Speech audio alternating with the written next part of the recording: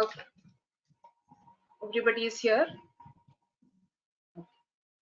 Okay, Zindabad sabhi ko, and on International Labour Day, Zindabad. Thank you.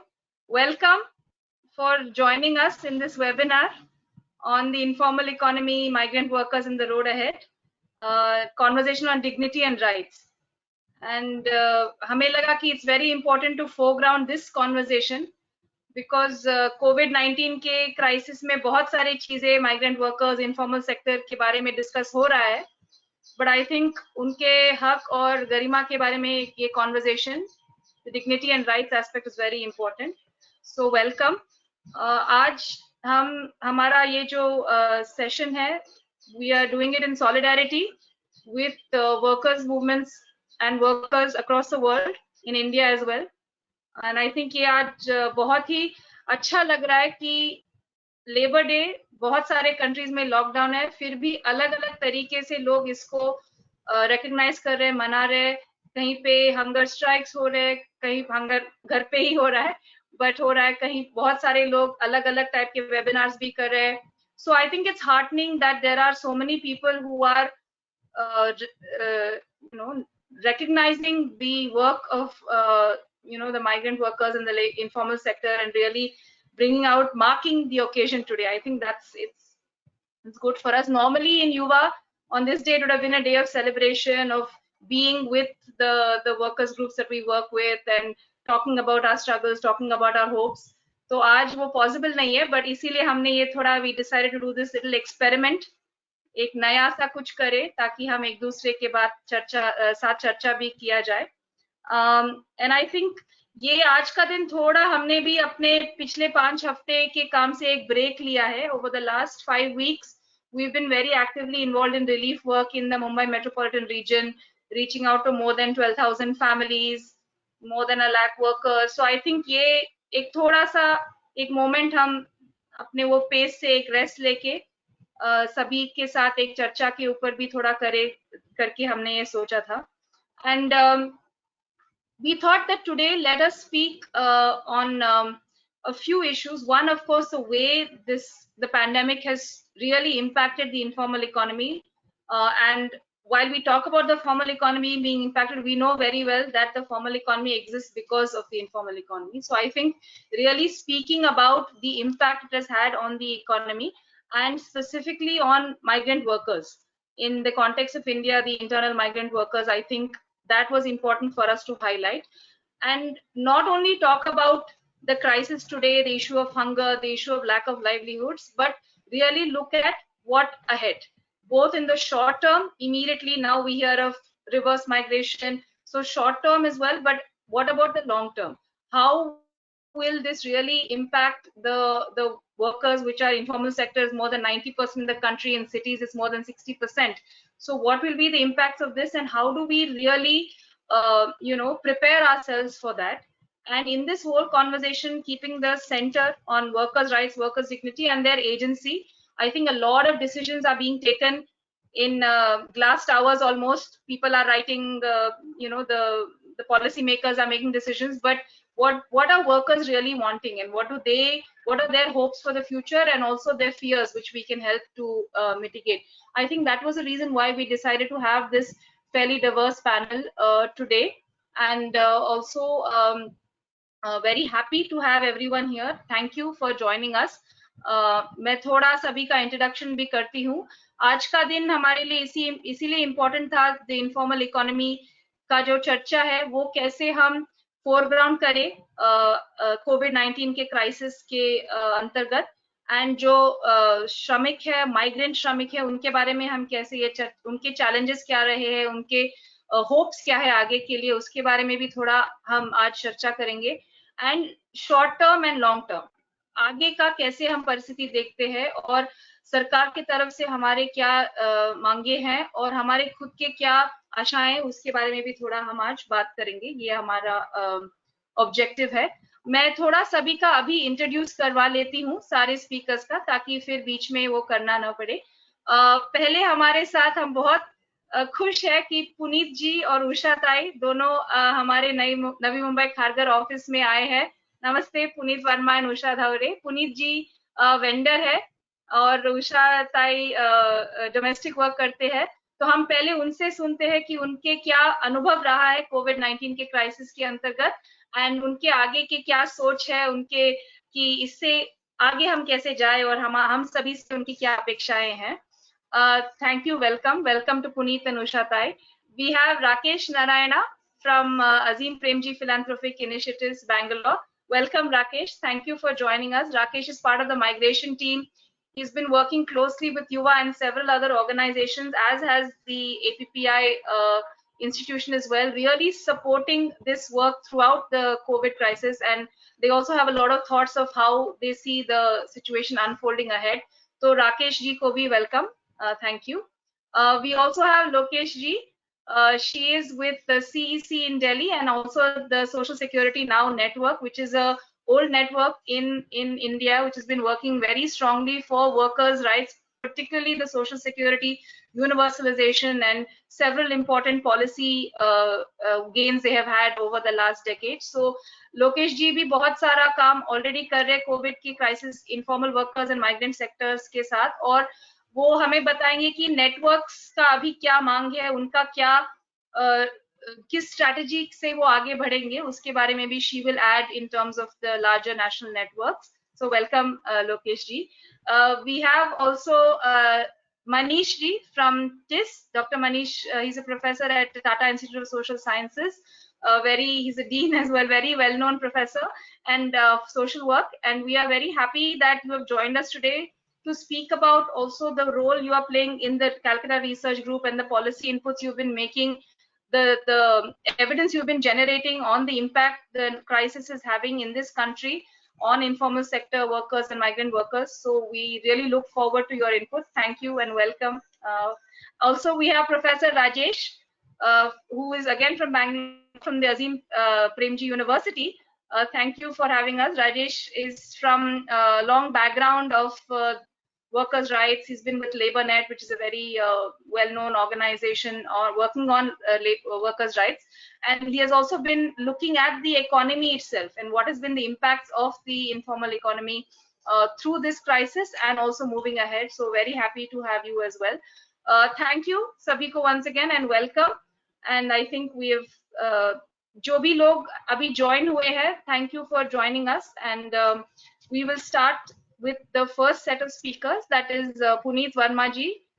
So मैं पुनीत से request करती हूँ कि आप थोड़ा अपने अनुभव के बारे में बताएं एंड आपके आगे की क्या होप्स एंड आशाएं एंड अपेक्षाएं हैं. So please Puneet ji, and उनके बाद थोड़ा मैं संक्षिप्त में ट्रांसलेशन करूंगी into English. I will translate his speech into English once he speaks.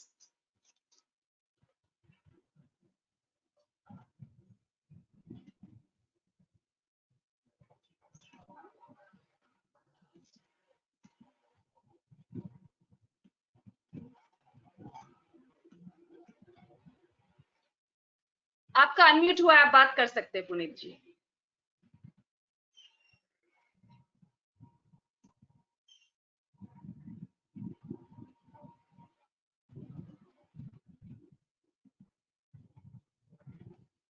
नहीं सुनाई दे रहा है.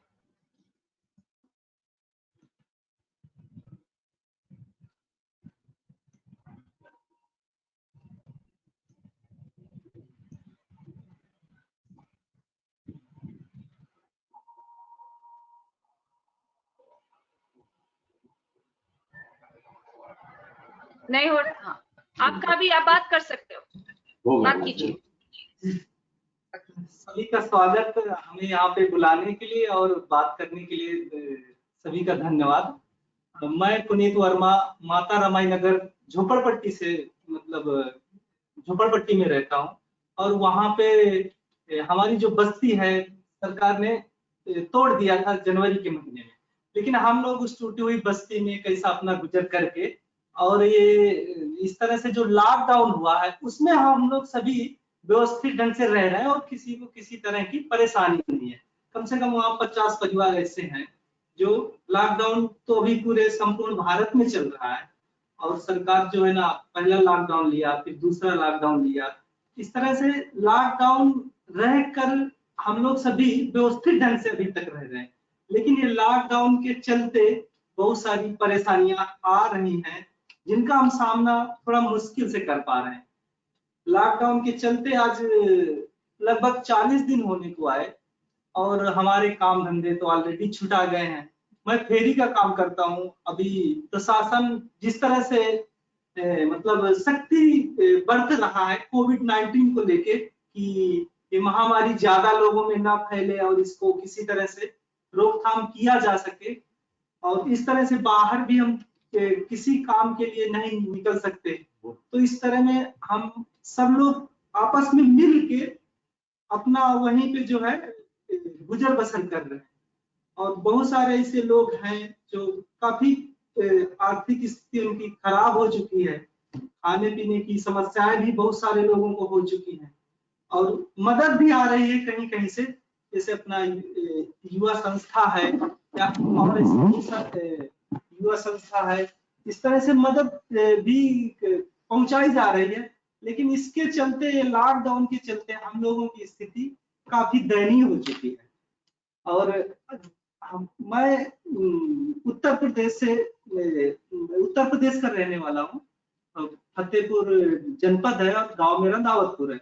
हम लोग अपनी रोजी रोटी के लिए यहाँ पे मुंबई शहर में रह रहे हैं, और इसके चलते अब जब ये जो महामारी आज के टाइम पे आई है, इसके चलते हम लोगों की समस्याएं या जितना श्रमिक वर्ग है, आज मजदूर दिवस है, हम सब लोग मतलब मजदूर दिवस अगर ये कोविड-19 नहीं रहता तो बड़े हर्ष के साथ में मनाते और सभी से मजदूर होने के नाते दिल से जुड़ते भी और सभी का स्वागत भी करते। लेकिन आज हम सब अपने कोविड-19 के चलते अपने घरों में ही रह के मजदूर दिवस मना रहे हैं, और शायद एक दूसरे से तो नहीं मिल पाएंगे, और एक दूसरे को बातें भी मतलब अपनी जो है, पहले कैसा रहता था हम लोग सब मिलके पहुंचाते थे, आज कुछ ही लोग पहुंचा पाएंगे सभी लोगों के पास या सरकार के पास बातें सभी लोग नहीं पहुंचा सकते इस महामारी के चलते। तो इस तरह से जो भी समस्या उत्पन्न हुई है वो ज्यादातर श्रमिक वर्ग के लिए, जो श्रमिक वर्ग देश गांव से लेके देश के निर्माण में अहम भूमिका रखता है, उसके सामने सबसे बड़ी समस्याएं उत्पन्न हुई है। अब इस तरह की समस्याएं से निजात पाने के लिए मतलब हम सब अगर मिलके आते हैं, केंद्र सरकार और राज्य सरकार साथ देती है, तो हमारा मनोबल बढ़ेगा और हम हमेशा देश के निर्माण के लिए तत्पर रहेंगे। अब लेकिन जो आज के टाइम की समस्याएं, इस तरह की समस्याओं से बहुत सारे लोग गांव की तरफ पलायन कर रहे हैं। तो जो भी सुविधाएं हैं बस की या ट्रेन कंटिन्यू लॉक हो चुकी हैं, बंद हो चुकी हैं, तो उस तरह से तो लोग नहीं जा पाए। तो लोगों ने विचार किया है कि हम पैदल ही अपनी यात्रा या अपने घर सुरक्षित पहुंचेंगे। बहुत सारे मेरे दोस्त थे या रिलेटिव थे, उन्होंने मुझे फोन किया कि यहाँ पे हमारा गुजर बसर नहीं हो पाएगा, लॉकडाउन दिन प्रतिदिन बढ़ते जा रहा है या कोरोना ज्यादा हावी होते जा रहा है। तो इस तरह ने उन्होंने डिसीजन लिया कि हम गांव चलेंगे। तो कई सारे हमारे जो रिश्तेदार थे यहीं पे रहते थे भिवंडी में, वो लोग जो है ना गांव के लिए निकल गए हैं। कुछ साइकिल से निकल गए, कुछ लोग तो पैदल ही निकल गए। मुझे भी बोले कि आप भी चलो, तो मैं बोला मेरे साथ मेरा एक छोटा बच्चा है, फैमिली है, हम नहीं वहां तक इतनी लंबी यात्रा नहीं कर सकते, तो हमको यहीं पे रह के मतलब अपना जीवन यापन करना पड़ेगा। तो वो लोग जो है अभी मुझे नहीं पता कि वो लोग पहुंच पाए हैं कि नहीं पहुंच पाए हैं, अब उनकी स्थिति क्या होगी। ऐसे में अगर कुछ भी होता है मजदूर लोगों को, तो उनका भविष्य और वो सभी लोग मतलब नहीं पहुंच पाएंगे, तो रास्ते में कुछ भी हो सकता है। कई एग्जाम्पल या उदाहरण मुझे ऐसे मिले कि लोग ज्यादा दूर से गए हैं और उनकी बीच में ही डेथ हो गई है। ऐसे भी एग्जाम्पल आए हैं कि काफी लंबे से चल के आए, गांव तक नहीं पहुंच पाए, रास्ते में ही उनकी डेथ हो गई। इस तरह में उनका भविष्य और सारे जितने मजदूर लोग हैं या प्रवासी हैं, श्रमिक हैं, महिलाएं, बच्चे जो भी हैं, सबका भविष्य बहुत संकट में है, या सभी लोग से डरे हुए हैं कि हमारे साथ आगे क्या हो सकता है। जितना कि कोविड-19 ने डरा के रखा है, उतना ही उनकी आर्थिक स्थिति ने डरा के रखा है, क्योंकि उनके पास जो सुविधाएं हैं नहीं वहां तक पहुंच पाई है। बहुत सारे लोगों से मैं मिलता हूं, उनसे बातचीत करता हूं, और जो भी आर्थिक सहयोग रहता है उनको करने की कोशिश करता हूं। और सरकार बहुत सारे वायदे करती है कि हम सभी का साथ देंगे, सभी का जो है मतलब सबके साथ आएंगे, सभी को परेशान होने की जरूरत नहीं, सबको सुरक्षित पहुंचाया जाएगा उनके घरों तक, या उनको जहां पे है वहीं पे सुविधाएं दी जाएंगी। इस तरह की सुविधाएं उन तक अभी तक पूरी तरह से नहीं पहुंच पा रही हैं। इस तरह में वो अपना जो है ना घर, या मतलब बहुत जगह पे कुछ ऐसी जगह है जहाँ पे खाना मतलब मिल रहा है बना बनाया, तो बहुत सारे लोग अपने बच्चे परिवार को लेके जाते हैं, वहां से खाना लेके आते हैं। वो भी संपूर्ण भोजन है कि नहीं है, या पौष्टिक भोजन है कि नहीं, ऐसे में किसी तरह से अपना पेट पाल रहे हैं। तो सरकारें, केंद्र सरकार रहे या राज्य सरकार रहे, ये सुनिश्चित करें ऐसे सारे लोगों का जो देश के निर्माण में अहम भूमिका रखते हैं, ताकि उनका भविष्य सुनिश्चित हो सके, और वो मतलब एक नई ऊर्जा के साथ, नए माहौल के साथ जी सके, कि सरकार और जितने सारे लोग हैं अपने देश के या जो भी बाहर के लोग हैं, हम उनके साथ खड़े हैं, ताकि उनको मतलब गिरने नहीं देंगे, झुकने नहीं देंगे, और वो भी हमारे लिए साथ में आएंगे, हम उनके साथ में भी काम कर सकेंगे, और अपने अपने बच्चों का भविष्य और समाज के लिए हमारा उत्तरदायित्व रहेगा, सबको एक साथ में जो है मतलब निभाने के लिए और एक साथ में काम करने के लिए। तो हमारी यही अपेक्षा है सभी लोगों से, कि सरकार भी हमारी बातों को ध्यान दे, या जितने प्रवासी हैं, मजदूर हैं, या निम्न तबके के लोग हैं जिन तक सुविधाएं नहीं पहुंची है, सबको सुविधा मतलब दी जाए रहने खाने की। बहुत सारे ऐसे आज की क्लाइमेट चेंज होता है, जिस तरह के लोगों के पास घर है, बारिश अगर गिर जाएगी तो उनके पास जो थोड़ा बहुत खाने का है भी टूटा फूटा, वो भी नहीं रह पाएगा, और उस तरह में खुले आसमान में कैसे रहेंगे। तो इस तरह मैं खुद ऐसी बस्ती से बिलोंग करता हूँ जिसके पास आज हकीकत में घर नाम की कोई चीज नहीं है। ऐसे पन्नी से, या मतलब पन्नी थोड़ा फटी, और ये जो घास विस रहता है वो चुन के ला के उसके ऊपर डाला, क्योंकि ना तो पैसा बचा है हमारे पास सामान लाने के लिए, और ना ही सामान मिल पा रहा है, दोनों चीजें। तो इस तरह की समस्याएं बहुत सारे मेरे जैसे लोग समस्याओं से जूझ रहे हैं, या मतलब लेकिन फिर भी घर में रह के परिवार के साथ या अपनी बस्ती के साथ में रह के खुश रहने की कोशिश करते हैं, और सरकार से अपेक्षा करते हैं लोगों से कि हमारे साथ में हमारा सहयोग देंगे, और हम लोग भी उनके मतलब साथ में रहेंगे। इस तरह से सब लोग जो है आगे आए, मदद करें ऐसे लोगों की, जैसे जिस हालात में लोग फंसे हुए। तो यहीं से मैं अपनी बात रोकता हूँ फिर बीच में। थैंक यू पुनीत जी, आपने बहुत ही अच्छे तरीके से शॉर्ट टाइम में, कम टाइम में बहुत अच्छे से बात किया, शुक्रिया। उषा ताई को बोलने से पहले मैं 1 मिनट थोड़ा आपका इंग्लिश में संवाद करने की कोशिश करती हूँ। Puneet is a vendor. He lives in Mata Ramai Nagar, which was forcibly evicted in January. And since then, they have just been, a few of them have gone back and claimed that land with very temporary accommodation. It was in the midst of this accommodation that the lockdown and the COVID crisis occurred, and he had to obviously stop working because he wasn't able to go and do the vending.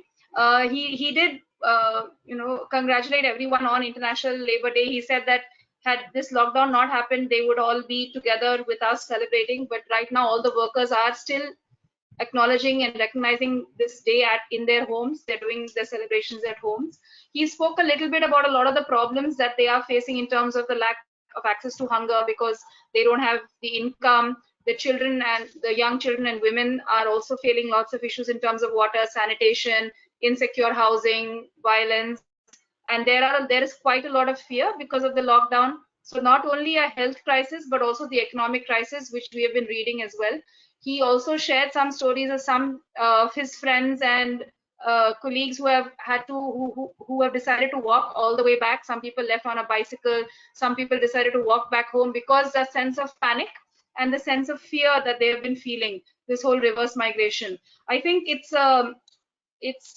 very devastating to hear this, and it's a huge irony that those who have literally built our cities and our urban centers in a time of crisis like this, nobody is there to reach out to them, and they have to take these sorts of very, very risky decisions of going home with families, and we've seen this in the news. So this is, I mean, at least now in part of the public narrative, but I think it's a huge irony that the people who, without whom any city will not exist, are left completely precarious lives when such a crisis strikes.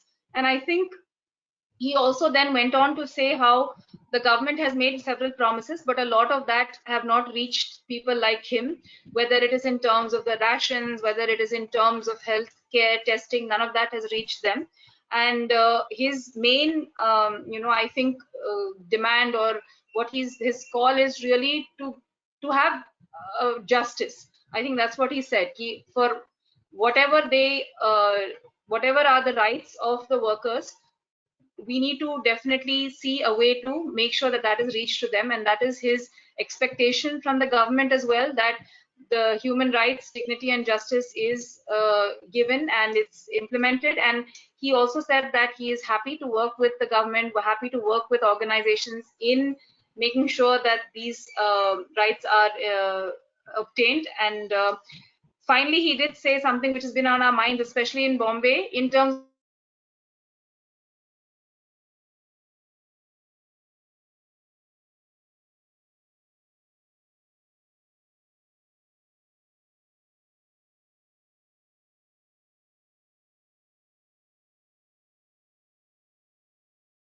Hello. Can you hear me? Can Yeah. Roshni, I think Roshni is there's some issue with her internet. I think she's almost completed translating what Puneet ji had said, but I think one thing that came out very strongly was how he clearly mentioned that they're trying to be trying to manage in this situation and remain happy, even though the fact that he said that they don't have a home, or it's quite a difficult situation at this point of time. तो आगे अगले अगले speakers पे जाते हैं. Our next speakers Usha Tai. She's a domestic worker, and she'll be talking to us about the challenges she and her family and others in the area have faced in the last month. ठीक है, उषा ताई, आप please अपना बात रखिए.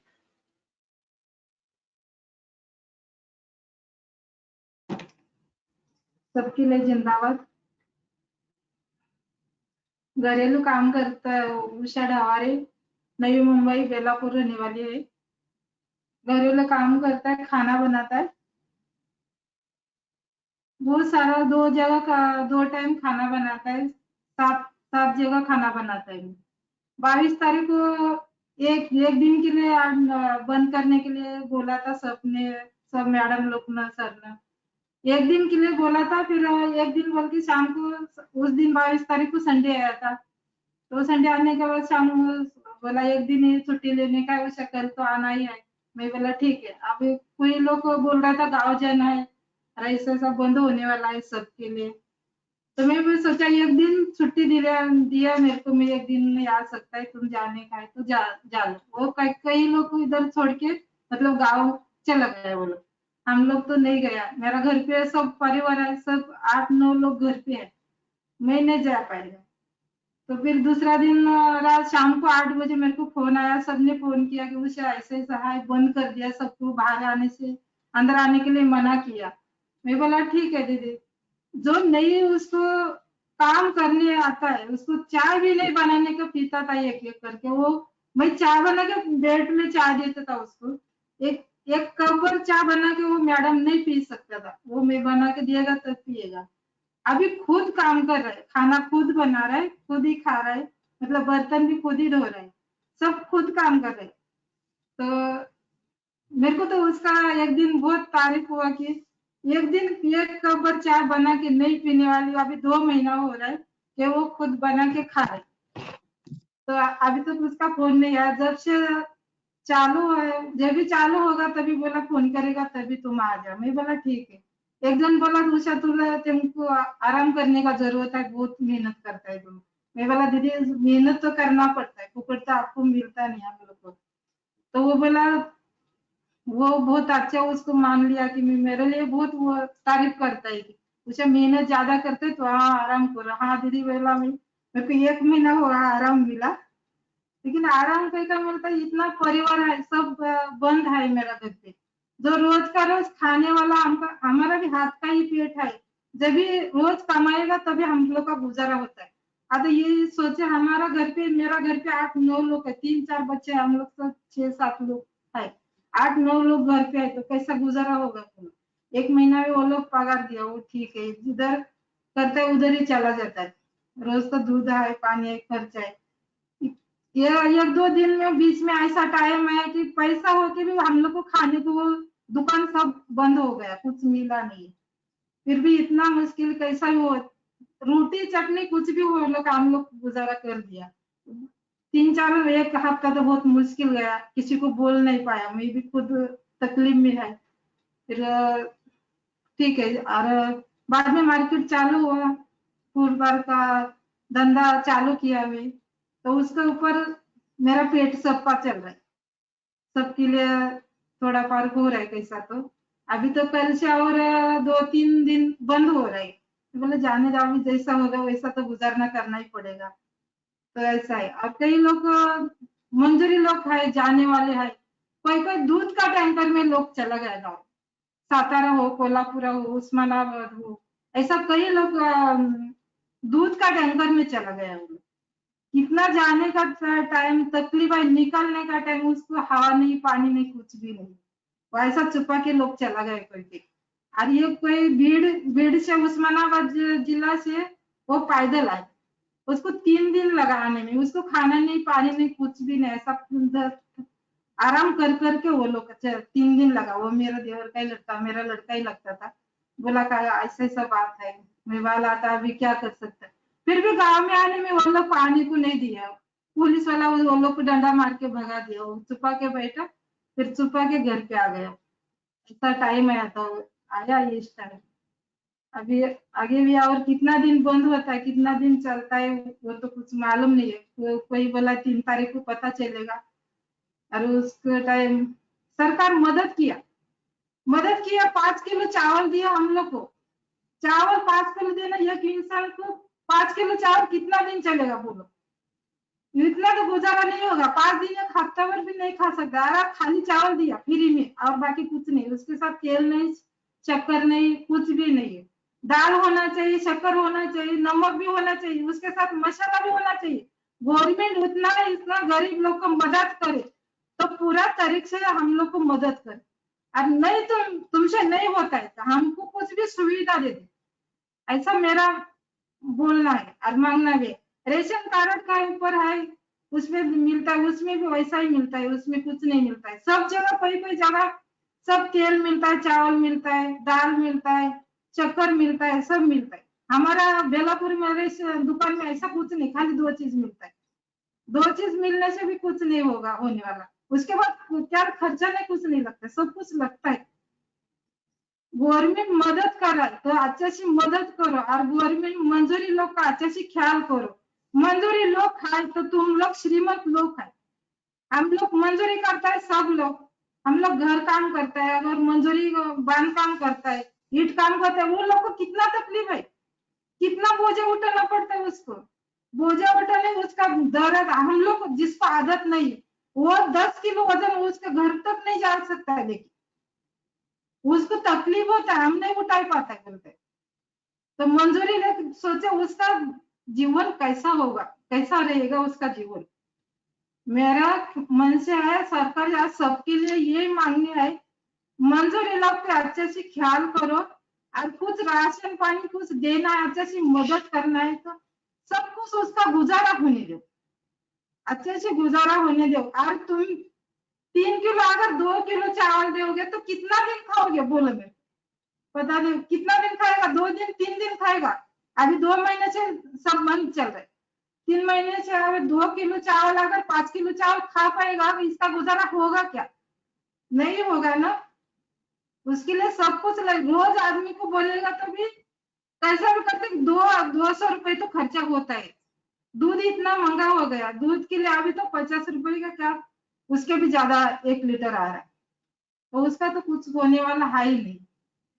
ऐसा मेरा ये कहना है सबके लिए। धन्यवाद, जिन्नाबाद सबके लिए। नमस्ते।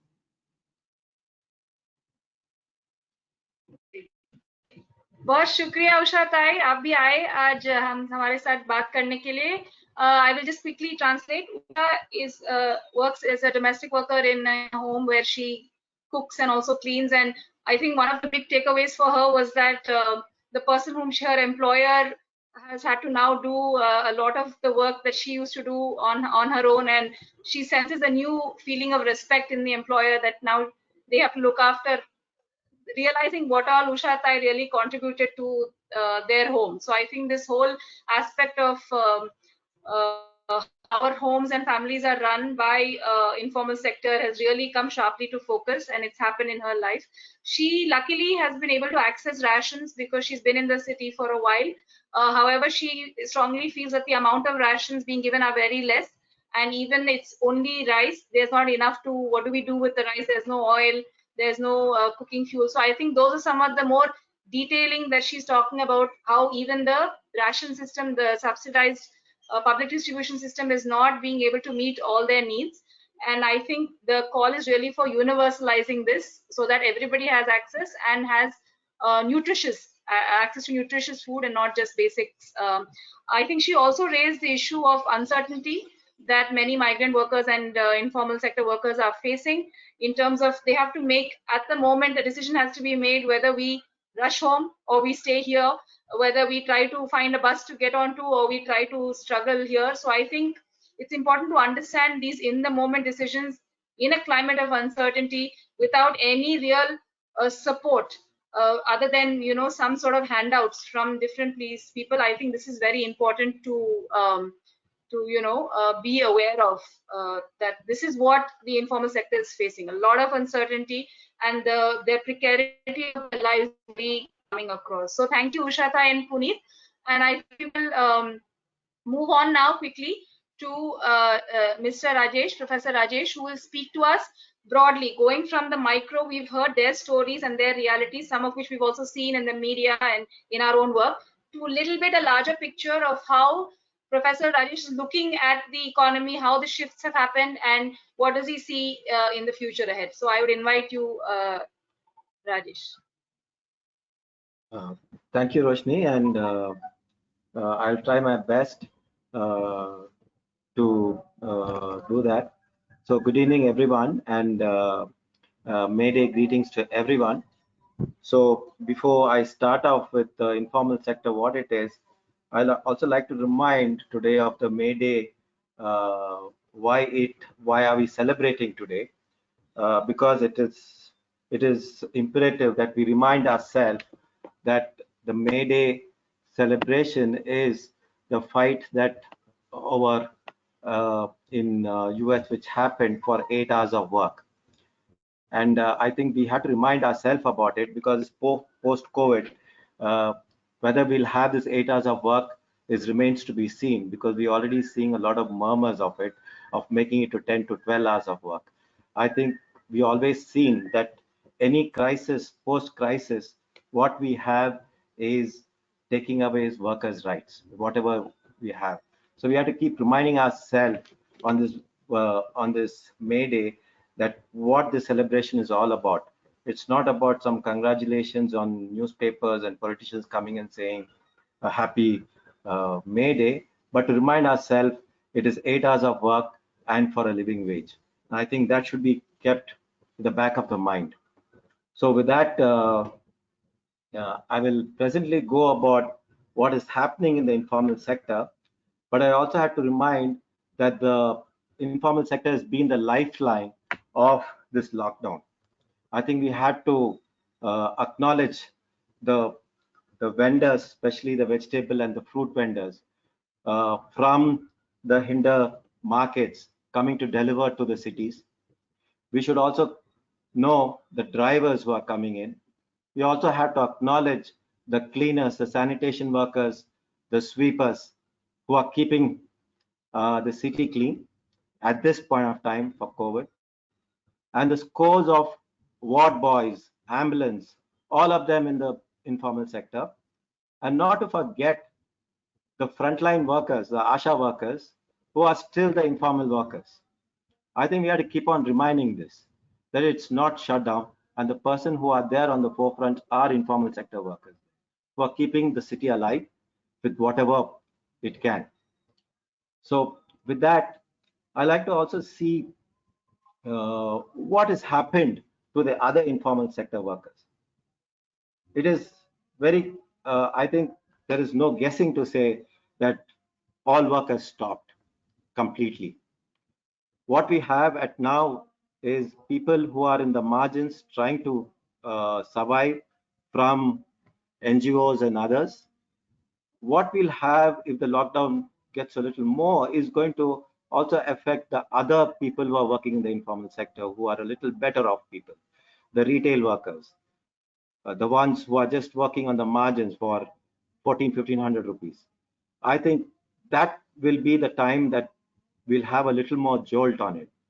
So we also know that what the demonetization has done, and this is the biggest jolt that the informal sector is having.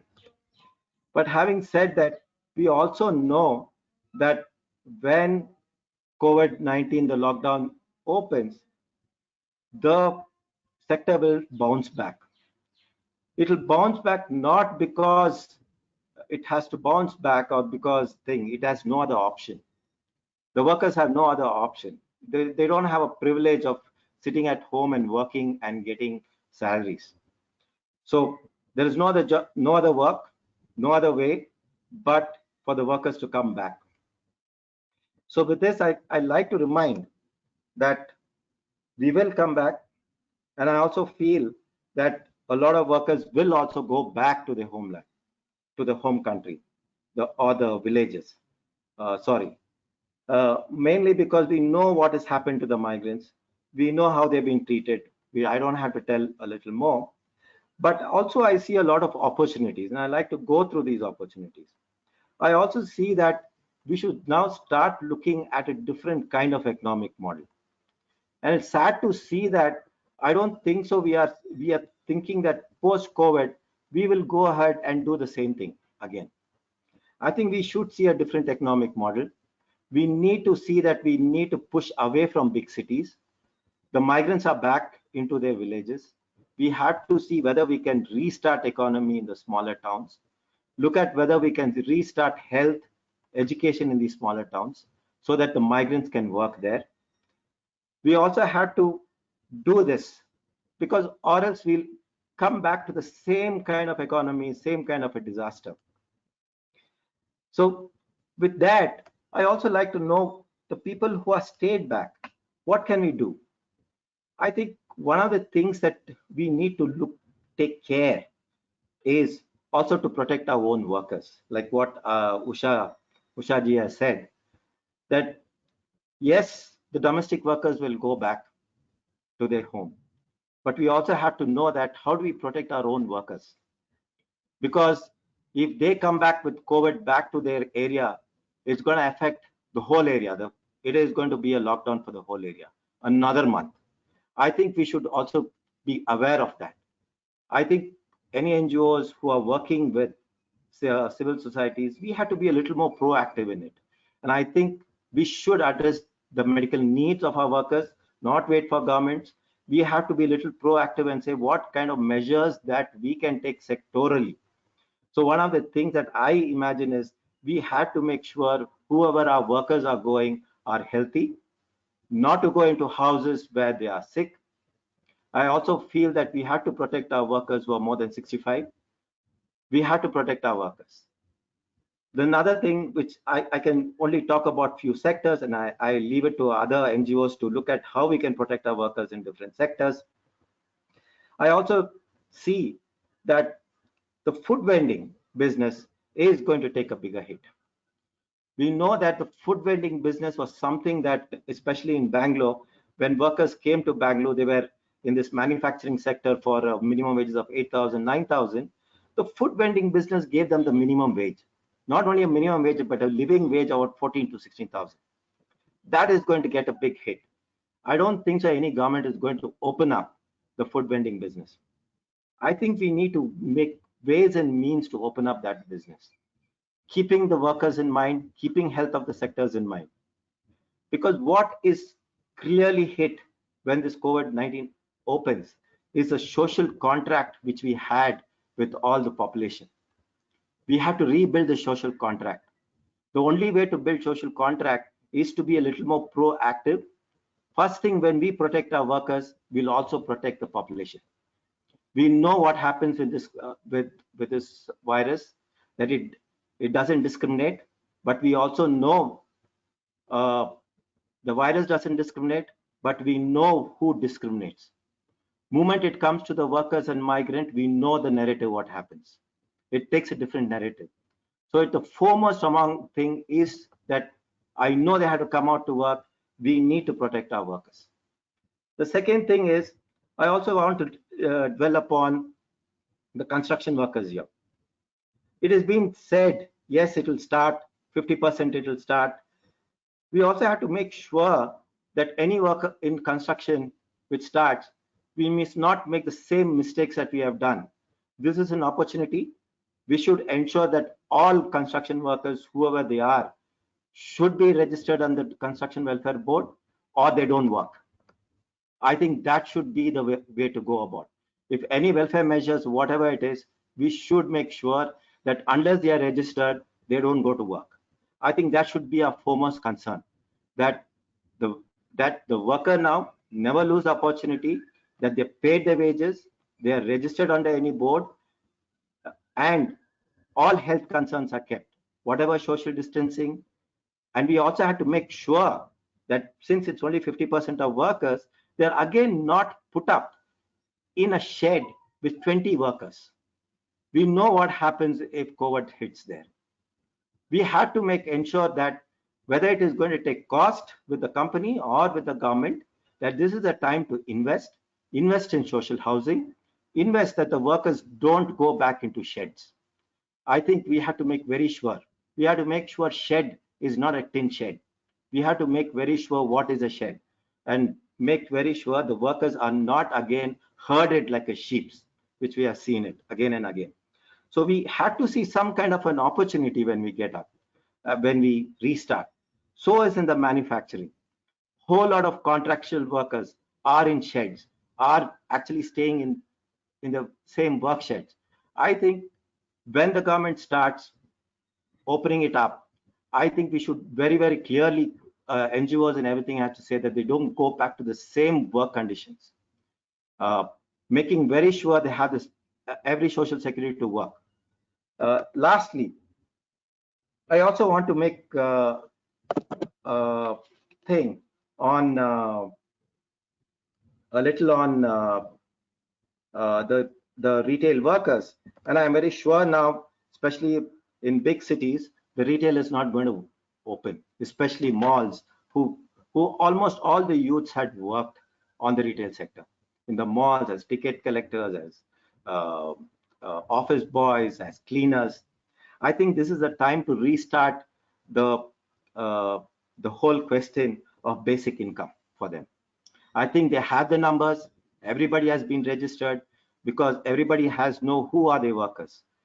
There it is. There been in the contract companies, the taxi companies have it, Ola, Uber have it. I know they're not going to start for a long time, but I think it's time to start and re-look at the debate of basic income, especially for urban informal sector workers who are lost their jobs. Secondly, I also feel that we should start in smaller towns, in census towns, the same what Narega we are talking in the rural areas. We should start talking about a kind of Narega in the smaller towns. But we have to keep this in mind, that when we are talking about any kind of work, we should very clearly say any work should come anything more than minimum wage, if not on living wage. I think if you don't have this together now, we will lose it. On this May Day, we have to make it very sure that whatever we do, that we get our 8 hours of work and we get our minimum wages. So with that, I like to end my talk, and I'm open to any kind of questions. Thank you. Thank you, Rajesh, for giving quite a broad overview and also looking at different sectors. थोड़ा मैं इनका संवाद कर देती हूँ. राजेश जी ने पहले ये हमको याद दिलाया कि मे डे क्यों मनाया जाता है. ये इसीलिए बिकॉज हमें workers rights 8 hours of work and living veg जो बोलते हैं उसके कारण ये पहले मनाया जाता है, तो वो हमें ध्यान में रखना है. ये भी बताया कि क्राइसिस के वक्त फिर से इनफॉर्मल वर्कर्स ही है, कुछ सेक्टर के जो बहुत ही एक्टिव है, चाहे वो हॉस्पिटल्स के फ्रंटलाइन स्टाफ हो, सैनिटेशन वर्कर्स हो, आशा वर्कर्स हो, ये अपना रोल अभी भी निभा रहे हैं, भले ही लॉकडाउन है वगैरह. तो नॉर्मल टाइम में भी इनफॉर्मल वर्कर्स ही लेते हैं सारा लोड और अभी भी वही ले रहे हैं, ये भी उनका कहना था.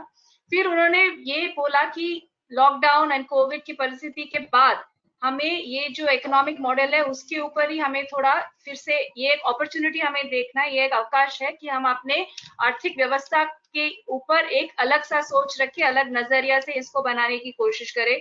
उसमें जहां लिविंग वेजेस डेफिनेटली हो, इसमें जहां सरकार का जो सोशल कॉन्ट्रैक्ट है, जो शायद निजी सामाजिक जवाबदारी है, जो कॉन्स्टिट्यूशनल राइट्स है, एंटाइटलमेंट्स है, वो सब कैसे उसके ऊपर कैसे हम ध्यान दें, ये बहुत इंपॉर्टेंट होगा. बिकॉज ये क्राइसिस ने हमें बताया कि इकोनॉमी भी क्रैश हो गया और जो वेलफेयर एंड सोशल सिक्योरिटी का मेजर्स थे वो भी पूरे तरीके से क्रैश आ गया, तो उसको कैसे हम ध्यान रखें.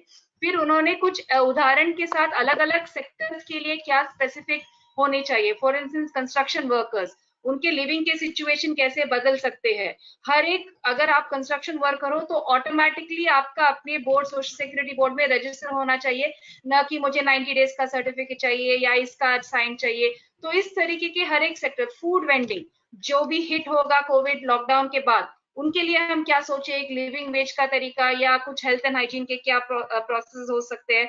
रिटेल वर्कर जो भले मॉल्स एंड ऐसे फास्ट फूड दुकान में काम करते हैं, उनके लिए हम कैसे अलग सा एक लिविंग वेज एंड सिक्योरिटी की बात करें. तो आई थिंक ओवरऑल इनका यही एक था कि हम इकोनॉमी को हमें री इमेजिन करना है.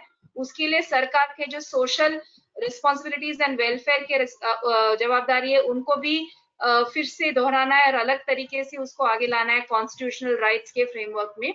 और हर एक सेक्टर के लिए हमें डिटेल में जाके सोचना है, बिकॉज इनफॉर्मल एक होमोजेनस ग्रुप नहीं, उसमें हर एक सेक्टर के अलग अलग इश्यूज है. तो ये भी उन्होंने बताया. आई थिंक बहुत टॉल ऑर्डर है, अगर सरकारें इसके ऊपर ध्यान देगी तो बहुत ही अच्छा रहेगा, बट हमारी यही कोशिश है और हमारा स्ट्रगल भी इसी दिशा में होगा. Thank you Rajesh ji. I will now call Rakesh from APPI to speak about some of the initiatives that civil society groups have taken post the lockdown and any best practices for the road ahead as well. Rakesh.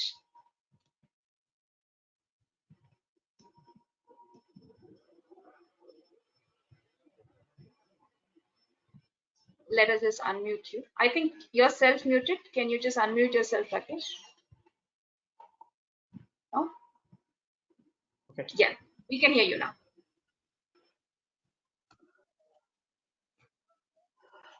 Thank you, Roshni and Yuva, for inviting me to this event. I'm very happy to be here. Firstly, let me just take 2 minutes to to cover the response from Azim Premji Foundation and Wipro to this crisis. Covering the kind of CSO initiatives that have been taken and the kind of initiatives that we are supporting. In the medium term, in the short term, we are primarily working with humanitarian aid. So far, we have reached out to over 30 lakhs people with food supplies and basic hygiene kits. We have spread this support is spread across over 190 districts, and we have over 300 CSO partners who are helping us with this. Our second initiative is basically to try and help the district administration to ramp up their capacity by providing PPE kits, testing kits, and other medical equipment. And we have also supported about 10 to 15 public spirited hospitals, to set up COVID wards, ICU units, ventilators, etc. For example, one of them is Christian Hospital, Bisimkatak, who are already our partners, and Raigada is like 400 kilometers from the nearest ICU bed. So we're looking at such geographies and helping them to be prepared to face any health crisis that might come up. And finally, in terms of other support, we've all been reading that there have been increase in the cases of domestic violence and child sexual abuse. So we are kind of making grants to CSOs to ramp up their capacity, whether it's to increase support through lifelines or increase other support services. So these are the immediate efforts that we have taken and the CSO efforts that we are supporting. In the more medium term, our strategy is, what we are calling the integrated district response. This will be rolled out in selected districts depending on the need, the spread of the virus, the presence of strong CSO partners, and then the foundation's field team's presence there. So the integrated response will have, components like setting up quarantine facilities, isolation wards for returning migrant workers, trying to, contain the spread of virus through awareness programs, supply of masks and other hygiene products. Also, helping district administration to ramp up their capacity with medical equipment and testing kits. And one other thing that we want to do is have a focus both on access to rights and entitlements, whether it's pension or the DBT that has been announced, NREGA, these kind of things, as we all know, will make a very important difference in the next few months. And also, we're trying to, in these districts, we're trying to see if we can have some kind of response to livelihood issues. Can we do things in the rural livelihood where, the different avenues, can we do things so that it's not disturbed too much by the crisis? And other ways we can strengthen these avenues that they can probably absorb some part of the migrant workers who are going back to villages. So these are the modes we're looking at in terms of in the medium term, what our responses will be. And in the next part, I'd like to focus on, how the next few months is going to look for the informal sector workers and what kind of response we could expect from CSOs, or how we should tackle this issue. And most of what I'm about to share is based on my interactions with various field partners working on the field. So it's more of a summary of my learnings from them and not really my recommendations per se. So just to touch upon briefly about, what the next few months would look like. As Professor Rajesh has already mentioned, I think it is going to be tough days in terms of, the working conditions and there'll be a huge drop in wages. I've been hearing from some partners that, in rural areas, people are willing to now work at 40-50 rupees a day because, because of the distress, and they don't want to go back to the cities because of the kind of issue they've faced during this lockdown. And the Karnataka state government has all but approved 10 hours working day. The order might come any day now, 10 hours of working in industries, but whereas they're only advising the industries to pay full salaries during the lockdown period and not making it compulsory for them to do so. So we see that there will be attack on wages and working conditions. Even sectors that are not really affected by the COVID crisis or economic recession, they will also use this general sense of workers' insecurity to reduce wages. This is one bit. And the other thing that, there will be bigger risk is because, as we have been reading, because of the lack of employment and livelihood, there's increased risk of indebtedness, bonded labor, and trafficking. And this could become a huge issue in many pockets. So we have to see how CSOs can, respond to this event, even work collectives and NGOs working on the issue of informal labor and not directly on bonded labor. They might have to, modify their responses to address these emerging issues that will come up, whether it's in terms of bonded labor, or can we look at providing financial services and credit linkages to workers so that they don't go to the money lenders. So we'll have to be on our toes and react as the situation emerges. While there will be these new challenges and addresses, and the scale of the problem will really increase. But what I want to stress is that, I think that there'll be a lot of continuation of work from the past. I think the core issues of fair wages, access to social security, collectivization, prevention and rescue of bonded workers, mediation, legal aid in case of rights violations, these are work that we are continuing the CSOs are doing right now. And I think these will be the core issues in the days to come also. Of course, the scale of these issues will be much higher, and the challenges will be very sharp and harder for us to respond to. But I feel like there will be a lot of work, that continuation of work that we are good at, or the CSO partners are good at, and that will be called upon more than some really new interventions in the post-COVID world in the case of informal sector workers. And one of the key issues in the future, one of the key issues that the CSOs will have to focus on is to build this, a strong unified network of CSOs working with informal labor. I know this can sound like an oft-repeated cliche, but I think there are few good national level efforts that have taken off in this direction.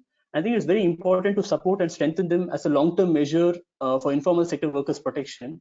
Otherwise, without a strong network, some of the macroeconomic indicators that as individual CSOs we can't influence. It's only the government policy that can influence them, and we won't have a say in that if we don't have a strong national presence in advocacy. And One other thing that what I'm hearing the partners are saying is that in the future the time is to also to look at high impact areas, to work on areas where we are strong as a CSO player depending on our geography, work on those levers which will help us to get the maximum impact, pick and choose our battles, so to say. We have to recognize our inability to respond to some macroeconomic factors, so focus on strong areas and put our efforts there rather than spreading ourselves too thin. One final point in terms of CSO response that I would like to make is that the CSOs in future, the CSOs also might find a problem in terms of, one problem would be to raise funds for the programs. We all know that it's very difficult to rely solely on membership fees from the informal sector workers. And we are having CSRs are getting big incentives to push their funds to PM cares. And there are also many of the funds could be diverted towards the medical or the health response to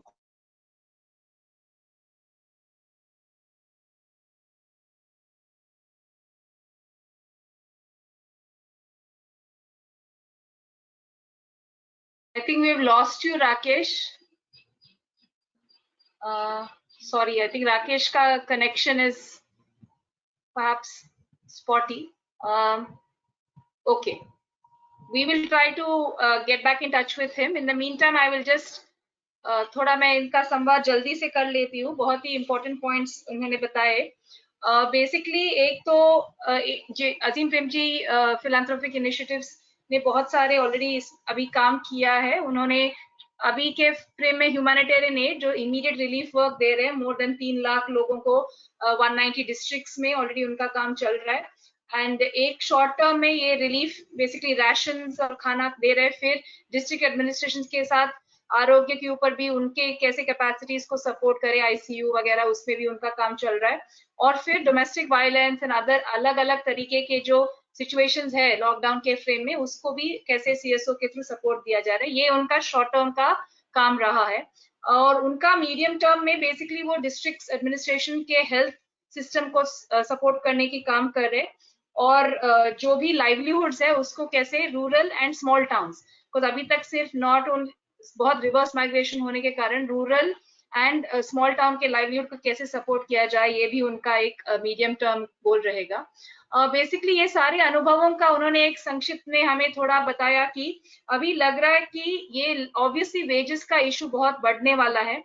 तो इसके बारे में हम कैसे सरकार के साथ advocacy करें, लिविंग वेजेस का इशू हो या मनरेगा टाइप के स्कीम्स छोटे छोटे टाउन में भी हो, इस तरीके का कि कैसे वेज और वेतन, बेसिकली वेतन का जो वो सिक्योरिटी है उसको हम कैसे आगे करें, इम्पोर्टेंट होगा. फिर बॉन्डेड लेबर, ट्रैफिकिंग, ये टाइप के इश्यूज पोस्ट लॉकडाउन में बहुत बढ़ने वाले, तो उसके ऊपर भी हमारी सोच और समझ को बढ़ानी होगी और उसके ऊपर भी अपना वकालत ठोस रहना चाहिए.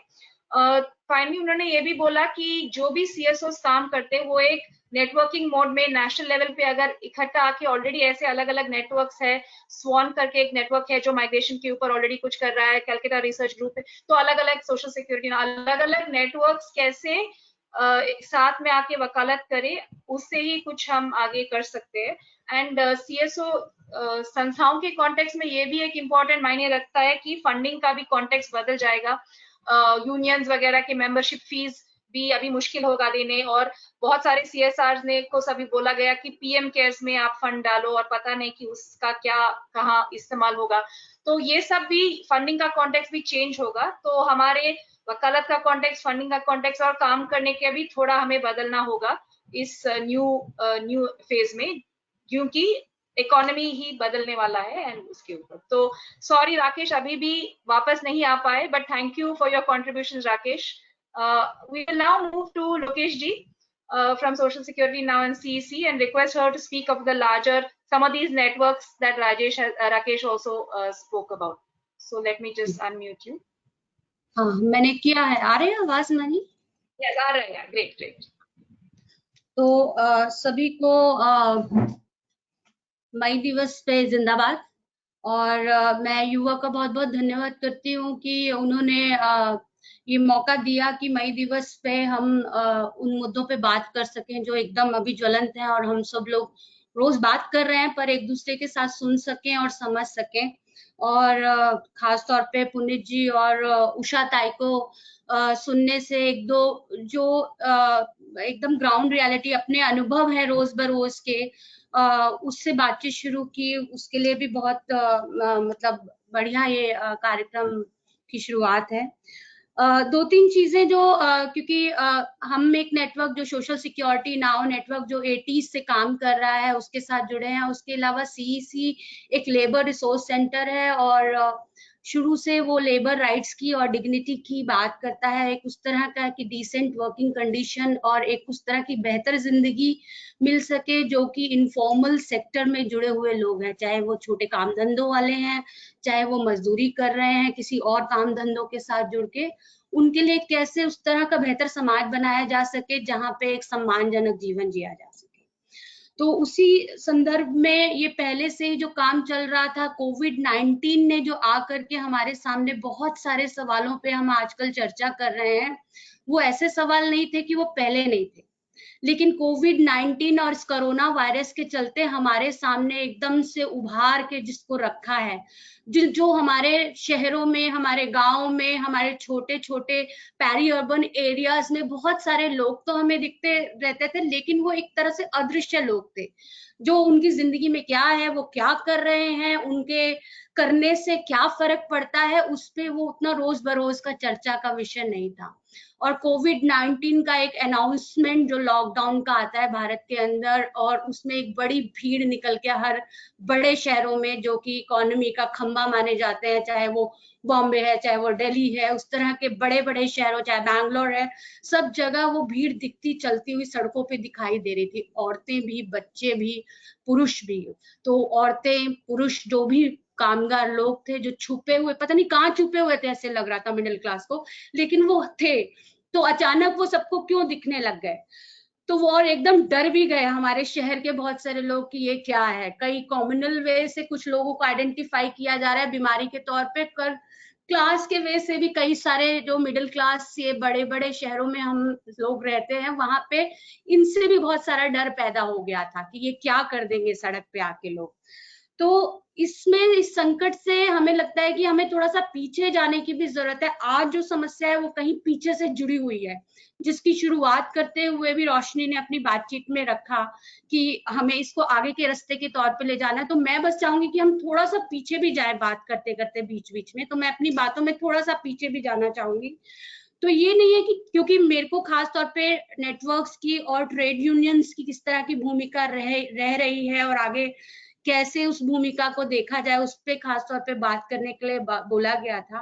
तो एक चीज मैं, इवन जब मैं नहीं थी और इतिहास भी देखती हूँ, तो ऐसा नहीं है कि इस तरह के जो नेटवर्क्स पहले काम नहीं करते रहे हैं, या ट्रेड यूनियंस जो है मजदूरों के सवाल पे पहले से लड़ती नहीं रही है और बाहर निकल के मुसीबत के समय में खड़ी नहीं हुई है। चाहे वो हम सुनामी के तरह की चीजें देखते हैं, चाहे अन्य और इस प्रकार के हम आपदाओं को देखते हैं, और इवन हम बहुत पीछे भी जाएं तो बंगाल के अकाल में हम देखते हैं कि वहां पे कम्युनिस्ट पार्टी ने घर घर से एक एक मुट्ठी अनाज इकट्ठा करके लोगों तक पहुंचाया। पर आज का जो कोविड-19 का अगर हम समय देखें, ये थोड़ा सा अलग तरह का समय है।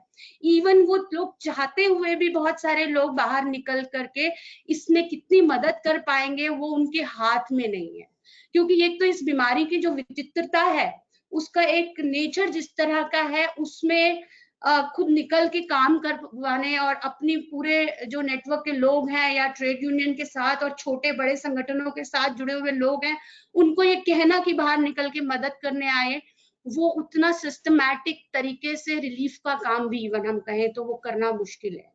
तो उसमें वो बहुत वॉलंटरी लेवल पे जितने लोग निकले हैं, जहां हॉस्पिटल्स के अंदर हम डॉक्टर्स, नर्स, सफाई कर्मचारी और इस तरह के तमाम लोगों की बात करते हैं, वही सिविल सोसाइटी और ट्रेड यूनियन के भी हम देख रहे हैं कि बहुत सारे लोग वॉलंटरली, युवा महाराष्ट्र में कर रहा है, वहां पे बॉम्बे का उस तरफ, और हम लोग यहाँ दिल्ली में कोशिश कर रहे हैं, और हमारे जैसे और तमाम संगठन भी जितना निकल के।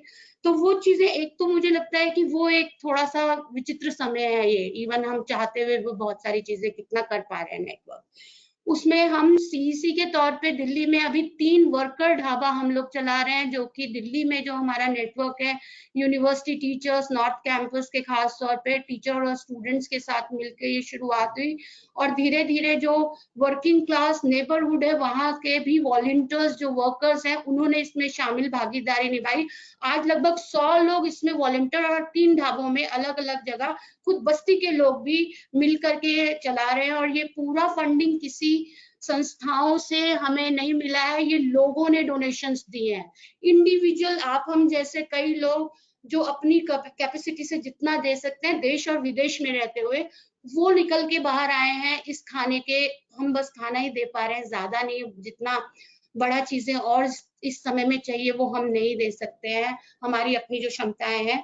तो उसमें ये इतने अथाह समुद्र जैसी समस्या में एक बूंद जैसा ही काम है, और कई बार हमें उस चीज को करने में वो डिग्निटी खुद भी महसूस नहीं होती कि हम क्यों किसी को खाना बना के दें, हम किसी पे एहसान के तौर पे ये नहीं करना चाहते हैं। और लेकिन हमारे लॉस की और परिभाषाएं जिस तरह से है, हमारे यहाँ जो सामाजिक सुरक्षा जिस तरह की मिलनी चाहिए, वो आज तक जितना नेट उसका कमजोर है, उसमें पॉलिसीज में चीजें मिलती हैं और वो राइट के तौर पे नहीं होते हुए उसकी एक तरह की समझ बनी हुई है कि वो दान है।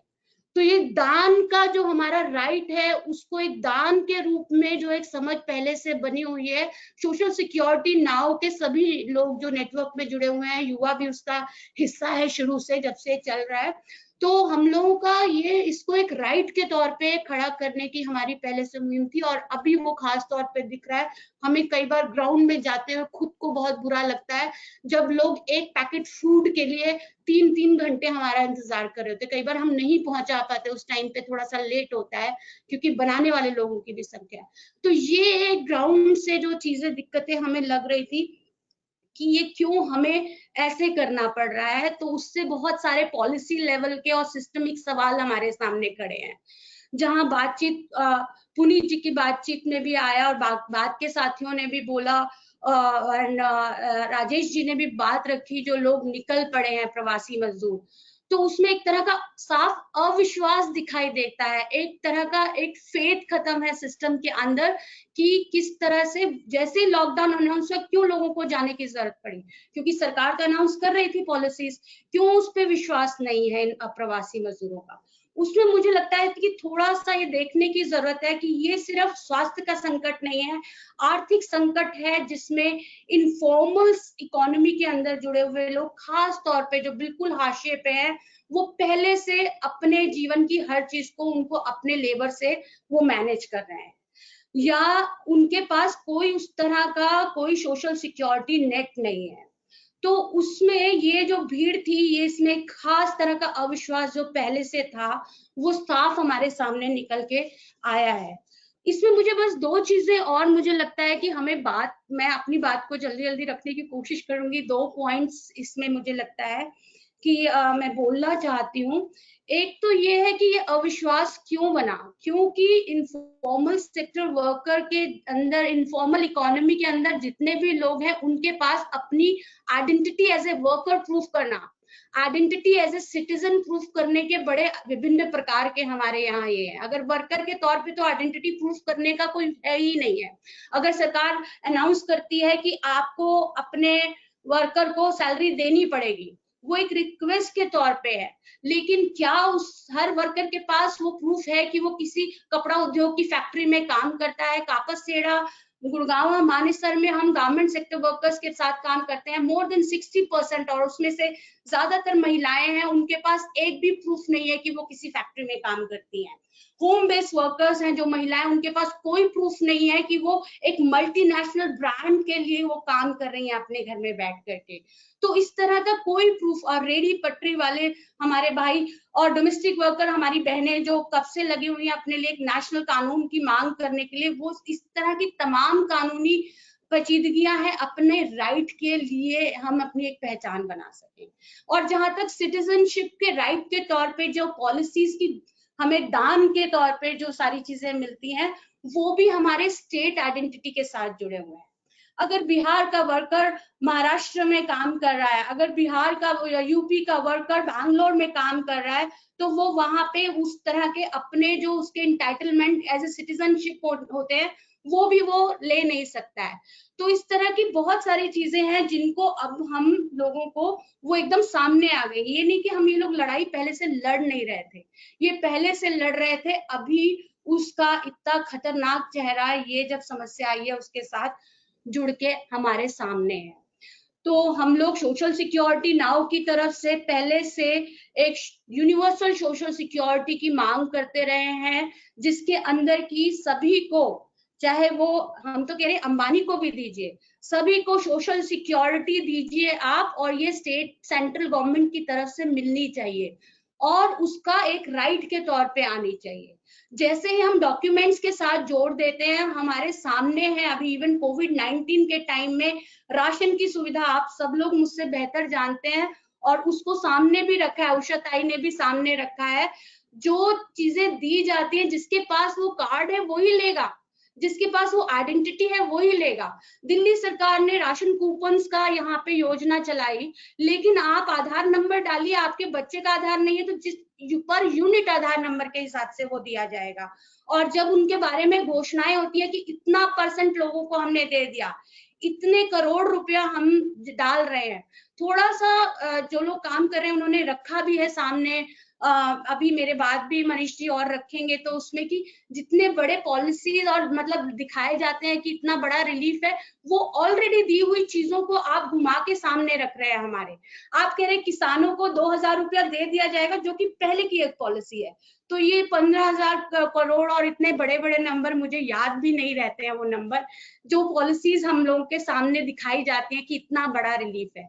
दिल्ली के अंदर हम देख रहे हैं कि हम ये राशन कूपन्स को जो ऐड करवा रहे हैं, हमारे लिए बहुत ऐसी जवाबदेही बन जाती है, क्योंकि हम मदद के तौर पर अगर ग्राउंड में चाहते हैं कि लोगों को नहीं समझ आ रहा, तो हम अपने स्मार्टफोन से, सबके पास स्मार्टफोन भी नहीं है ना, तो वो कूपन के लिए हम एंट्री उनकी करवाएं और जा करके जो वॉलंटियर्स काम कर रहे हैं, अपनी जान पे खेल के वो भी कर रहे हैं बस्तियों में, वो एंट्री करवाते हैं, तो 3-3 दिन तक वो कूपन के बारे में वो मतलब मैं उनकी जेन्युइन वो चिंता मान सकती हूँ, वो पूछते हैं कि क्या हुआ, हमारा अभी तक नंबर क्यों नहीं आया। तो ये इतनी लंबी जो लाइन और डॉक्यूमेंट्स के साथ जो बंधे हुए लोग हैं, तो सारा का सारा ये डॉक्यूमेंट के खेल में वही छूट जाता है जिसको इसकी सबसे ज्यादा जरूरत है।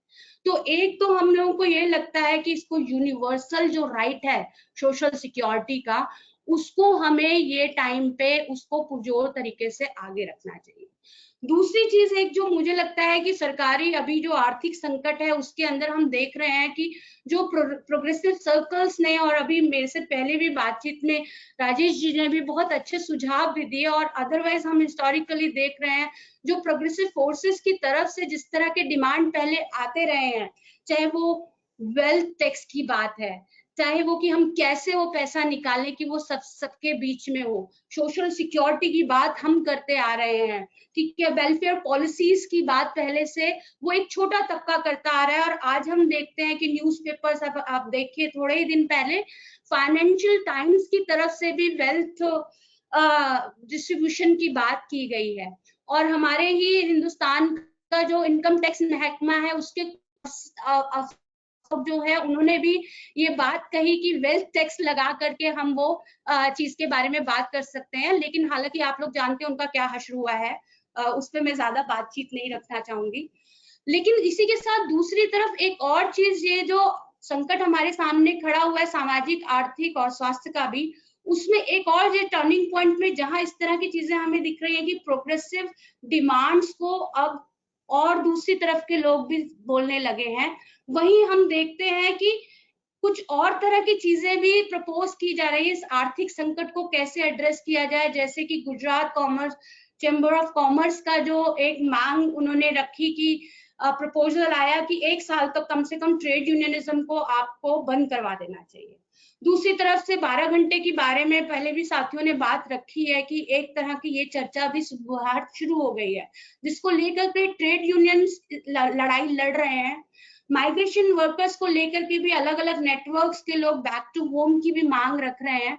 इस तरह की तमाम लड़ाइयां हम लोग कर रहे हैं, लेकिन एक जो आगे का खतरा दिखाई देता है हमें कि किस पलड़े की तरफ ये पॉलिसीज जाएंगी, किस तरफ सरकार पोजीशन लेगी, उससे बहुत सारा तय होता है कि आगे के इकोनॉमी में वर्कर्स की स्थिति क्या होगी। क्योंकि क्या ये अगर 12 घंटे की बात और अगर ट्रेड यूनियनिज्म की बात की जा रही है कि उस पे क्वेश्चन मार्क खड़ा किया जा रहा है, तो वो कहीं तरह से एक डर हमारे अंदर पैदा कर रहा है जो वर्कर्स राइट जो है उसके हाथ को मजबूत करने की बजाय कमजोर करता दिख रहा है। तो इसमें बस 2-3 मांगे जो मुझे लगता है कि हम लोगों को कलेक्टिवली, चाहे वो नेटवर्क्स में है, चाहे ट्रेड यूनियंस हैं, और जहां जहां से हम खड़े होके बात करें इकोनॉमी के कॉन्टेक्स्ट में, मुझे आर्थिक संदर्भ में 2-3 मांगों के लिए मुझे लगता है कि हमें आगे के लिए स्ट्रैटेजी में रखना चाहिए अपना।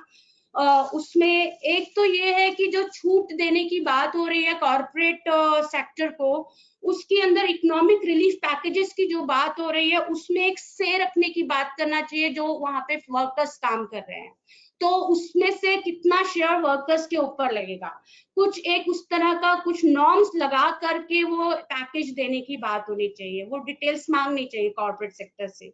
दूसरा चीज मुझे लगता है ट्राइपार्टिज्म के स्पिरिट को कैसे मजबूत किया जाए, इस चीज को हमें सामने रखना चाहिए, क्योंकि ये उसके अंदर समाज के जो बहस छिड़े, जो भी चीजें इसके लिए तय हो पॉलिसीज, वो समाज के अंदर वो बहस आनी चाहिए और उसके अंदर एम्प्लॉयर, वर्कर, ट्रेड यूनियन सभी का भागीदारी रहनी चाहिए। हम एम्प्लॉयर्स में भी हम जो एक कैटेगरी कर देते हैं उसकी समस्या है, जिसके बारे में पहले भी बातचीत रखी कि जो छोटे उद्योग धंधे हैं उनमें जुड़े हुए एम्प्लॉयर्स के बारे में सोचना चाहिए कि, तो वो भी निश्चितता हमें ध्यान में रखना चाहिए। लेकिन फिर भी मुझे लगता है कि पॉलिसीज की जब बात है वहां ट्राइपार्टिज्म के स्पिरिट को फोकस करते हुए पुश करने की जरूरत है हमें। तीसरी चीज जो मुझे लगता है कि हम लोगों को ट्रांसपेरेंसी की बात करनी चाहिए जो रिलीफ की, क्योंकि हम संस्थाओं के तौर पे हमें तो व्यक्ति पैसा दे रहे हैं, तब भी हम अपनी जवाबदेही देते हैं कि हमारे पास कितना पैसा आया और हमने उसको कहाँ खर्च किया। तो इतना सारा जो सपोर्ट सभी कॉर्पोरेट सेक्टर की तरफ से भी आ रहा है, बाकी जगह से भी आ रहा है, तो बड़ा रिलीफ फंड जो नेशनल लेवल पे खड़ा हुआ है उसमें ट्रांसपेरेंसी की बात खत्म कर दी गई। तो चीजों के बारे में ट्रांसपेरेंसी रखना जो कि लोगों का अधिकार है, अगर उनके लिए वो चीजें आ रही हैं, वो कहाँ से आई और वो कहाँ खर्च हुई, ये एक ट्रांसपेरेंसी की मांग भी मुझे लगता है कि रखनी चाहिए हम लोगों को। और सोशल सिक्योरिटी के बारे में मैं पहले ही बोल चुकी हूँ, जो हम सभी लोग जो 500 संगठन इसमें जुड़े हुए हैं रूरल और अर्बन लेवल से, सभी लोग किसान, महिला और मजदूरों, युवाओं, सभी के सवालों पे काम करने वाले, कि हमें आज universal social security, universal basic income के बारे में पुरजोर तरीके से लड़ाई लड़नी चाहिए। आज वो डिग्निटी के सवाल के साथ जुड़ा हुआ है।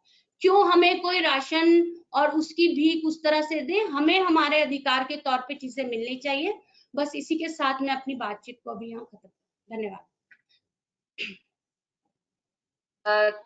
Thank you so much, Lokesh ji. Very comprehensive, and I think I'll quickly translate. We're also running a little late, but I want to thank everybody who has stayed on with us. We've only lost 2-3 people I've been noticing, so I think that's the strength of the speaker's profile.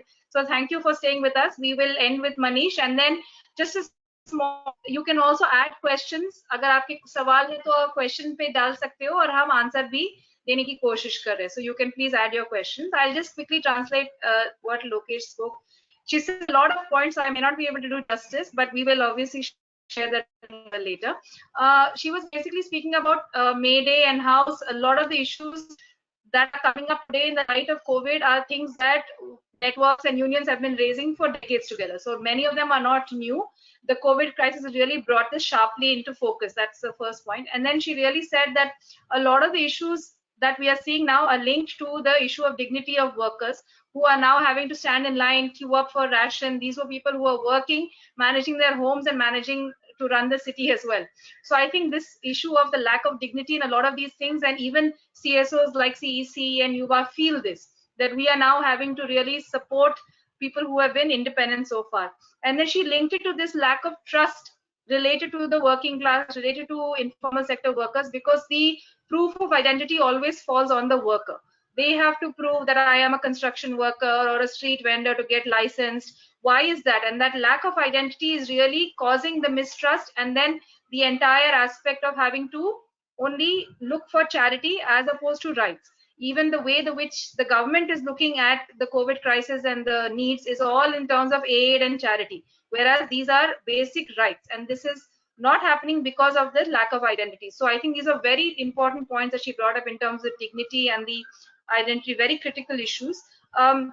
In that light, for informal workers, along with universalization of the food and ration, like Usha Tai also spoke about, she really put the foreground on universalization of social security without the benefit or without the burden of proof on the workers. So I think social security universalization was a big point, and seeing that as a right, that is really what we should be looking at. And also another fear that she expressed was post the immediate phase, in the long term, the way the government will make policies, because economic policies will change, how will be the impact of these on workers is something that we'll need to see. And finally, I think really looking at things like wealth tax and looking at if the economic relief packages are being given to corporates, how can they definitely include norms to support their workers through this? This is not just to ensure that the airline industry doesn't fail, but also to what about the workers in that industry? So ensuring that whatever relief package includes issues of informal workers, and also this whole sense of cooperatism, we really need to bring that back.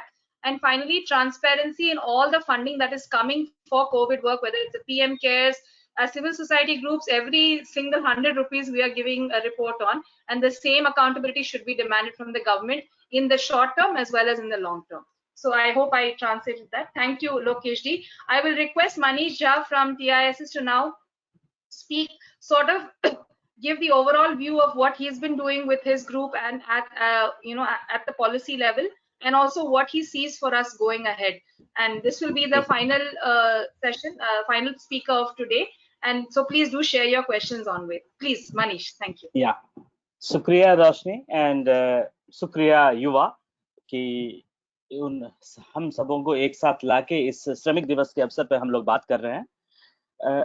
अभी जब हम लोग ये बात कर रहे हैं, ये चर्चा हो रही है, उसी दौरान 2 हफ्ते के लिए लॉकडाउन बढ़ाया जा चुका है, और ये हमें वापस इस मुद्दे पे लाके खड़ा करता है कि इस लॉकडाउन का श्रमिकों पे क्या असर होने वाला है, और बढ़ते हुए लॉकडाउन पे श्रमिकों का असर और श्रमिकों की जाती जिंदगी पे क्या असर होने वाला है। इससे पहले कि बहुत सारी बातें पहले पैनलिस्ट ने कही हैं, मैं 2-3 मुद्दों पे खास करके ध्यान लाना चाहूंगा।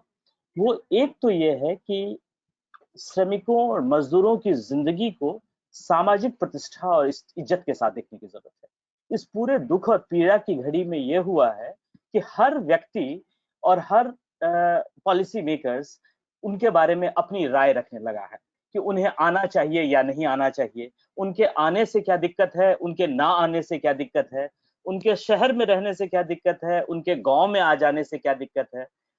और इस पूरी परिस्थिति में ये नहीं पता चलता है कि उनकी अपनी एजेंसी क्या है, वो अपने बारे में क्या सोचते हैं, या उनको अपने बारे में सोचने का हक है भी या नहीं।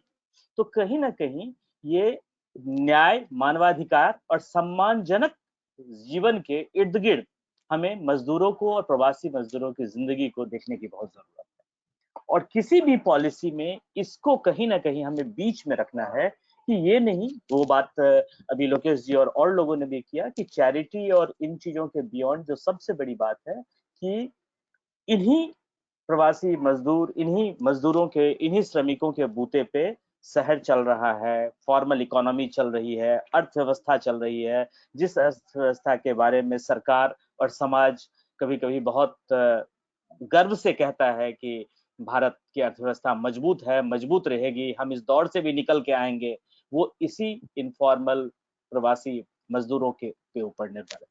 तो एक इस चीज को सबसे पहले कि उनको अपने भले बुरे के बारे में सोचने और अपने लिए निर्णय लेने का अधिकार है कि उनको गांव जाना है या शहर में रहना।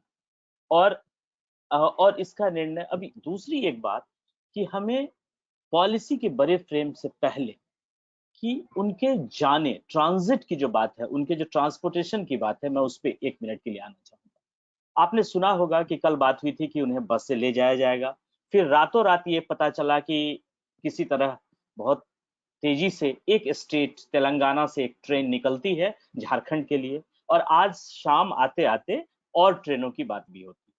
तो जब वो ट्रेन चलती है, उस ट्रेन में 24 कंपार्टमेंट्स हैं और 1000 से ज्यादा लोग उसमें हैं, और हर कंपार्टमेंट में 54 लोग ट्रैवल कर रहे हैं। ये सरकारी आंकड़े बता रहा हूं मैं।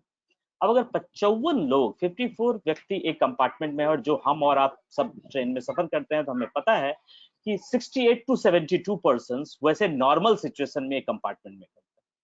तो 10 या 12 या 15 16 कम कर देने से सोशल डिस्टेंसिंग कैसे हो जाएगा उस कंपार्टमेंट में, कम से कम ये मुझे तो समझ में नहीं आया। तो पहली बात तो इस पूरे चीज को समझना कि उनके जाने, कैसे जाने, कहाँ जाने, इन सब के निर्णय में वो खुद कहाँ, और मजदूर खुद अपने बारे में और इसके बारे में क्या सोचते हैं। दूसरी बात कि जब वो पहुंचते हैं, हम लोगों ने कई अखबारों के माध्यम से और बाकी माध्यम से देखा सुना, हमारे अपने काम, हमारा पटना सेंटर है जो बिहार में बहुत इन चीजों पे काम कर रहा है, उसके थ्रू जो बातें हमें जमीनी तौर से पता चली हैं, उनपे ये पता चला है कि ये क्वारंटाइन सेंटर में बहुत बड़ा मामला शौचालय और स्वच्छता का। जहां 100 से ज्यादा लोग हैं, वहां एक शौचालय का इंतजाम है, वो साफ नहीं है, उसको देखने वाला कोई नहीं है। और जो कोई ईस्टर्न इंडिया से आप वाकिफ होंगे, उन्हें ये पता होगा कि मच्छर ईस्टर्न इंडिया में बड़ी मॉस्किटो की बहुत बड़ी समस्या है। और कोई गरीब 2 समय का खाना खाए ना खाए, उसके पास एक मॉस्किटो नेट होगा और मच्छरदानी होगा। वो चाहे बाकी चीजों पे कंप्रोमाइज करके ही खरीदे, क्योंकि उसे पता है कि अगर मॉस्किटो नेट नहीं होगा तो कल वो बीमार हो जाएगा।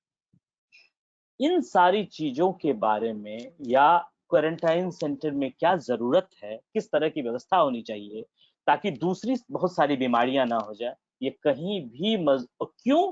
क्योंकि वो मजदूर हैं, क्योंकि वो श्रमिक हैं, क्योंकि वो लेसर ह्यूमन हैं, वो नागरिकता के उस पैमाने पे कहीं खड़े नहीं हैं जिनके बारे में एक खास तरह से देखा सोचा समझा जाता है।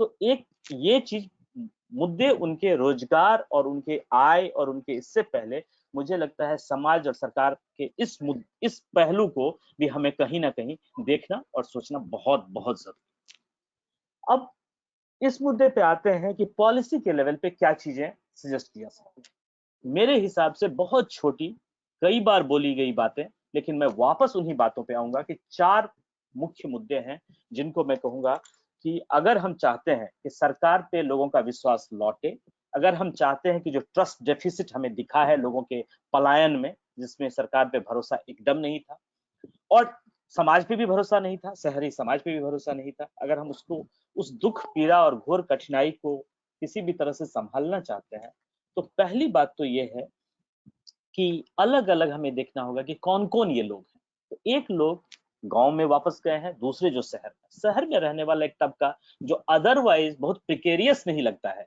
चाहे वो ऑटो चलाने वाला हो या कैब चलाने वाला, और हमें पता है कि वो कई बार परिवार के साथ रहता है क्योंकि वो उतना भी गरीब नहीं। और अब क्या हो रहा है कि वो लोन लेके और बाकी चीजें, उनकी स्थिति, वो प्रिकैरिटी के किस हद तक जाएंगे, वो उन लोगों को देखना है। बाकी हमारे जो स्ट्रीट वेंडर हैं, डोमेस्टिक वर्कर्स हैं, उनकी तो बात की ही ना जाए, उनकी तो समस्याएं बहुत ही विकराल रूप में हमारे सामने प्रकट हुई, और मजदूरी का घटना एक बहुत बड़ा इशू। जब हम गांव में जाते हैं और देखते हैं, क्योंकि अभी कहीं ना कहीं हमें इस बात को मान के चलना होगा कि हमारी अर्थव्यवस्था ऐसी है कि बहुत लंबे समय तक मजदूर और प्रवासी मजदूर गांव में रह नहीं पाएंगे, वो शहर वापस आएंगे, ये भी हमें पता है। लेकिन हमें यह मान के चलना चाहिए कि अभी कुछ समय, और वो समय कुछ लंबा भी हो सकता है, वो गांव में रहना प्रेफर करेंगे, वो चाहेंगे कि वो गांव में रहें।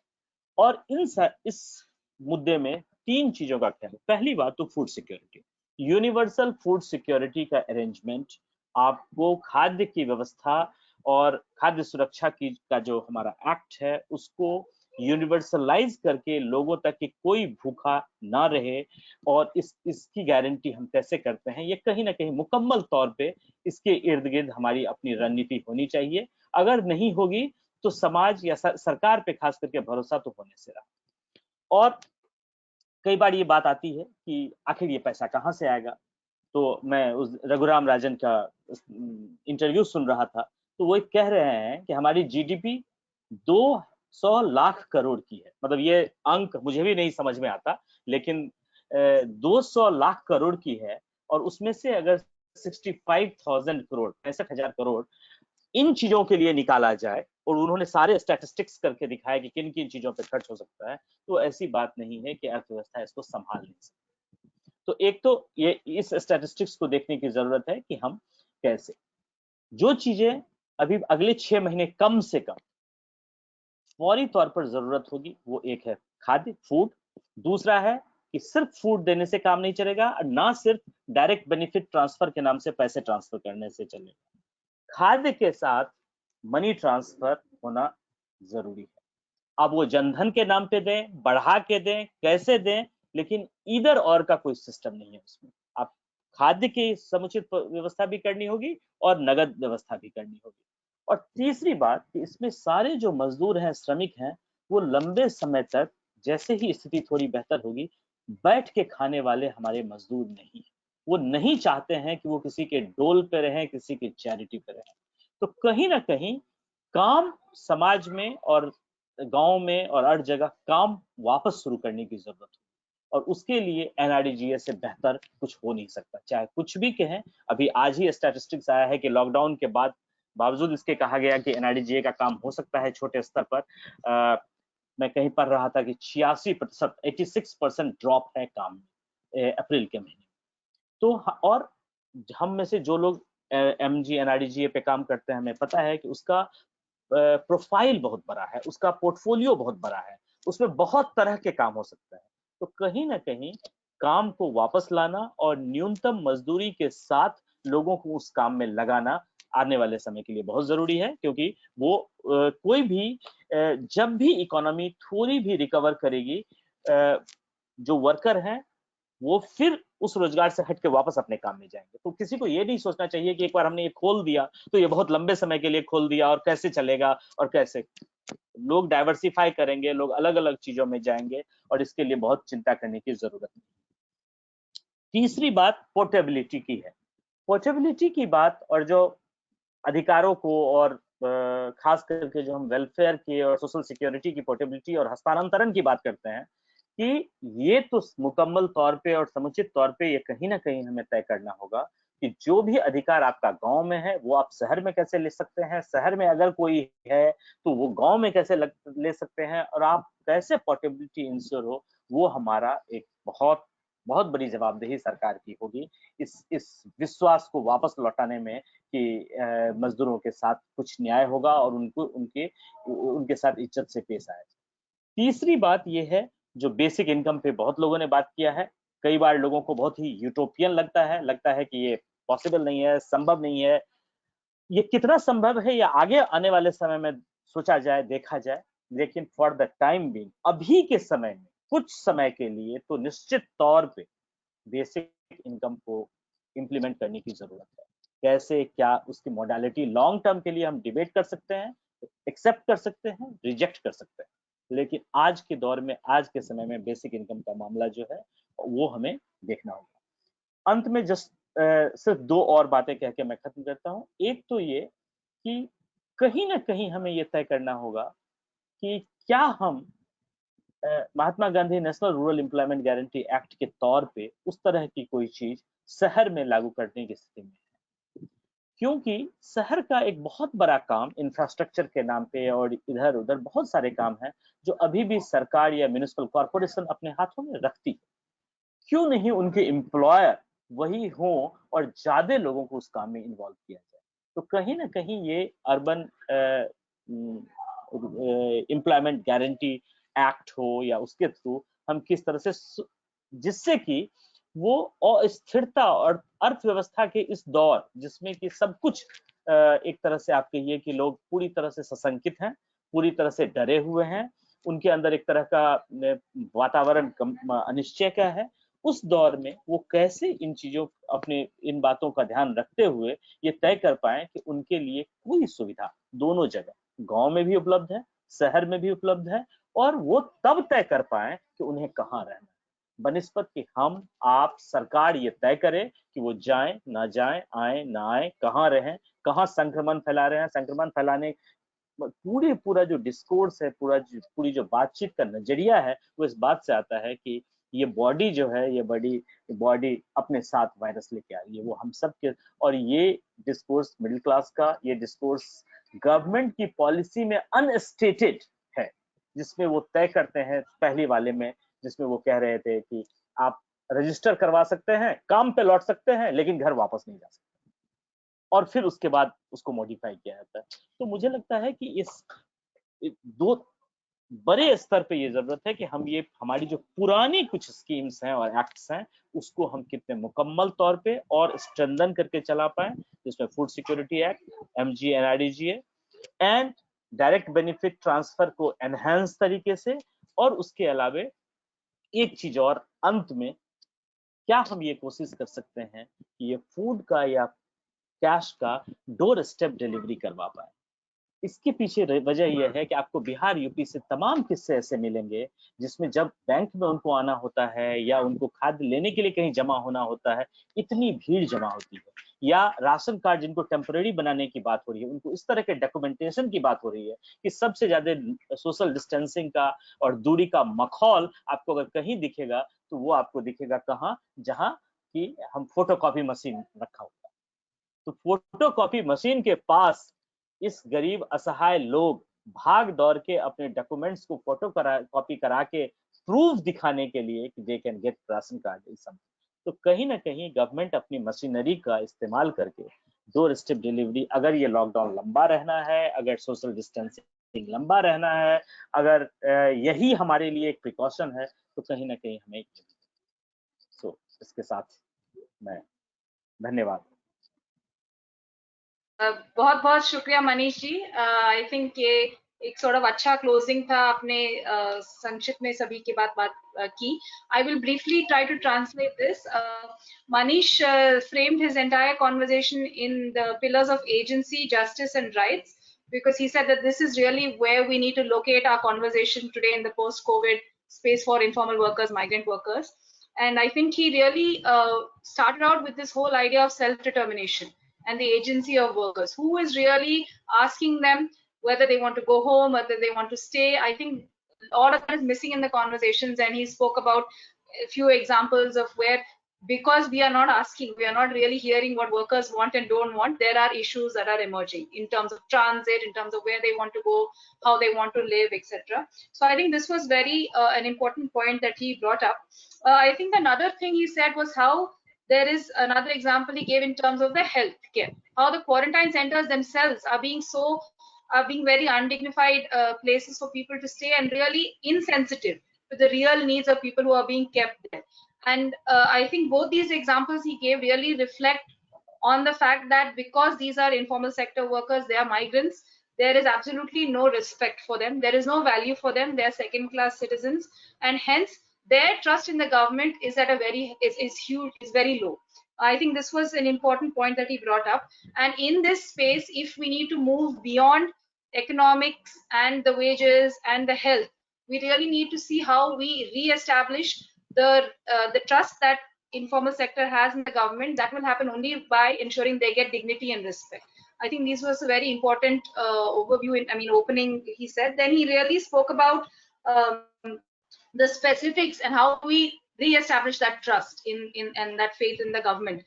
There will be some who want to prefer to stay back in the villages in the short term because that panic fear will be there. But also for the cities to run, there will be people who come back. Maybe they go to big cities, maybe they go to smaller cities, but people will start coming back. And in that case, the universalization of food security is absolutely important. Other speakers have spoken about it, and as a right, obviously not as a charity. At the same time, looking at direct benefits, but not looking at them as either or, mutually exclusive, but ensuring that the food security is there as well as the direct benefits, and all of this happening at the doorstep so that the whole issues of physical distancing, etc., can be maintained.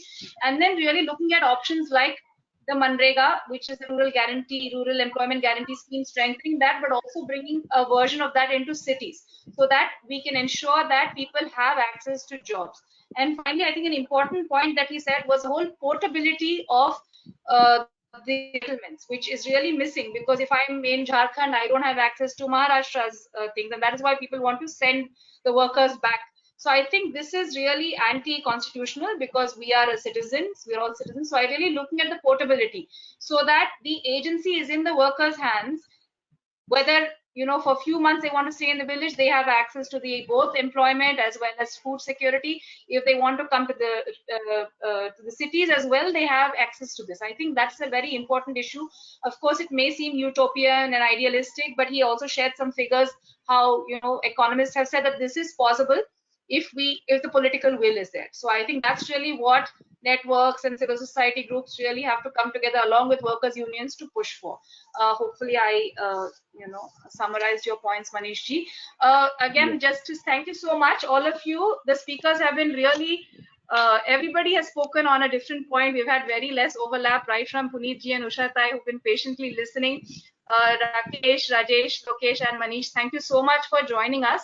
I think and our participants especially for staying on with us throughout. Some of the questions they have been asking, we've been trying to answer, and our hope is that we you know, we continue this thing. I think today really few things that emerged is looking at agency for workers. I think that's important, finding a space so they can self-determine what they want to do moving ahead. How we really at the macro level need to reimagine the economy towards an economy that is ensuring dignity for the informal sector. What role CSOs can play both in the livelihood and the living wages space, but also in the healthcare space, working with local administrations and really looking at universalization of basic rights.